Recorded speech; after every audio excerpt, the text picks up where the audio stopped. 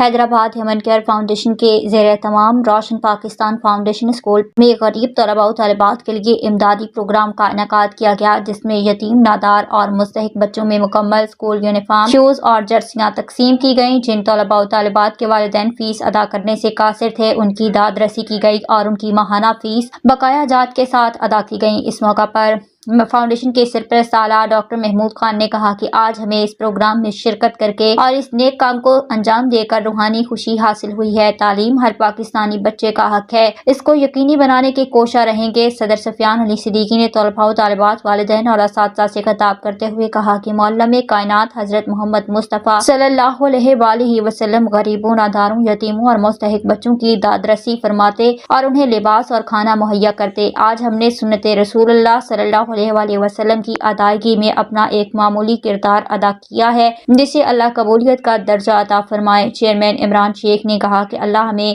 استقامت عطا فرمائے اور ہم اس کام کو جاری و ساری رکھیں گے۔ امید کرتے ہیں کہ لوگ جوک در جوک ہمارے ساتھ شامل ہوں اور ہم تعلیم کی شمع کو روشن کر سکیں۔ اس موقع پر والدین نے ہیومن کیئر فاؤنڈیشن کے اس نیک کام کو سراہا۔ اسکول انتظامیہ نے بھی ہیومن کیئر فاؤنڈیشن کا شکریہ ادا کیا۔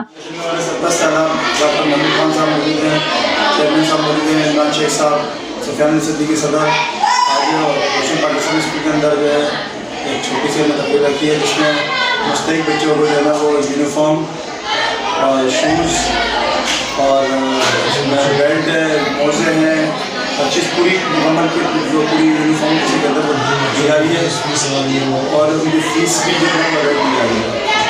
اور یہ ہمارے ڈاکٹر صاحب کا بھی ہے اور یہ کہ آج سب نے شروع کر دیا ہے پراپر طریقے سے کام۔